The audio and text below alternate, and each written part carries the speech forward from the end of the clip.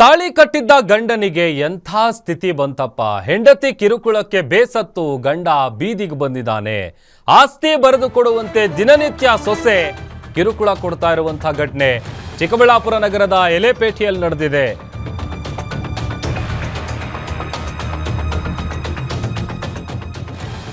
ತಾಳಿ ಕಟ್ಟಿರೋ ಗಂಡನಿಗೆ ಎಂಥ ಪರಿಸ್ಥಿತಿ ಬಂದಿದೆ ಅಂತ ಅಂದ್ರೆ ಬೀದಿಗೆ ಬಂದಿದ್ದಾನೆ ಗಂಡ.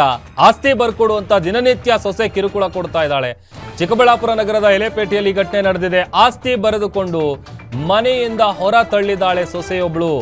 ಆಸ್ತಿಯನ್ನ ಬರೆಸ್ಕೊಂಡು ಅತ್ತೆ ಮತ್ತು ಗಂಡನನ್ನ ಹೊರ ತಳ್ಳಿದಾಳೆ ಪತ್ನಿ. ಡಯಾಲಿಸಿಸ್ ಕಾಯಿಲೆಯಿಂದ ಪತಿ ವಿಶ್ವನಾಥ್ ಅವರು ಬಳಲ್ತಾ ಇದ್ದಾರೆ. ಸೊಸೆ ರಾಧಮ್ಮನಿಂದ ಗಂಡ ಮತ್ತು ಅತ್ತೆಯನ್ನ ಹೊರ ತಳ್ಳಿದಾಳೆ ಮಹಿಳೆ. ಕೋಟಿ ಕೋಟಿ ಮೌಲ್ಯದ ಆಸ್ತಿಯನ್ನ ಬರೆಸ್ಕೊಂಡಿದ್ದಾಳೆ ಸೊಸೆ. ಹೆಂಡತಿ ವಿರುದ್ಧ ಚಿಕ್ಕಬಳ್ಳಾಪುರ ನಗರ ಠಾಣೆಗೆ ಕಂಪ್ಲೇಂಟ್ ಅನ್ನ ಕೊಟ್ಟಿದ್ದಾರೆ. ದೃಶ್ಯದಲ್ಲಿ ಗಮನಿಸ್ತಾ ಇದೀವಿ ನೋಡಿ. ತಾಳಿ ಕಟ್ಟಿದ ಗಂಡನಿಗೆ ಎಂಥ ಪರಿಸ್ಥಿತಿ ಬಂದಿದೆ ಅಂತಂದರೆ ಹೆಂಡತಿ ಕಿರುಕುಳಕ್ಕೆ ಬೇಸತ್ತು ಈಗ ಆತನ ಜೀವನ ಬೀದಿಗೆ ಬಿದ್ದಿದೆ. ಆಸ್ತಿ ಬರೆಸ್ಕೊಂಡು ಅವ್ರನ್ನ ಮನೆಯಿಂದ ಹೊರಗಟ್ಟಿದ್ದಾಳೆ ಸೊಸೆ.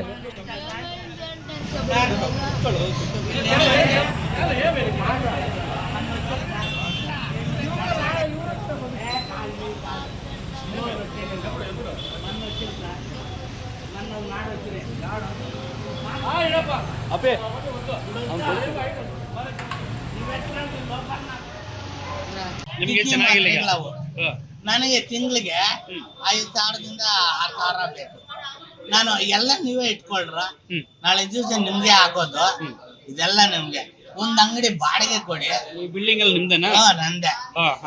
ಇದು ನಂದು. ಅಲ್ಲಿ ನನ್ನ ತಮ್ಮ ಬರುತ್ತೆ. ಈಗ ನಿನ್ನ ಜಮೀನು ಯಾರು ಬರ್ಸ್ಕೊಂಡಿದ್ದಾರೆ? GM ನಾನು ಬರ್ಕೊಟ್ಟಿದ್ದೀನಿ. ಇವಾಗ ಏನಕ್ಕೆ ಯಾಕೆ ಈಗ? ಅಯ್ಯಮ್ಮ ಯಾರು? ಮಿಸ್ಸಸ್. ನಾನು ಮನೆಯಲ್ಲೇ ಇದ್ದೆ. 2 ಕಿಡ್ನಿಗಳು ಫೇಲ್ಯೂರ್ ಆಗಿತ್ತು.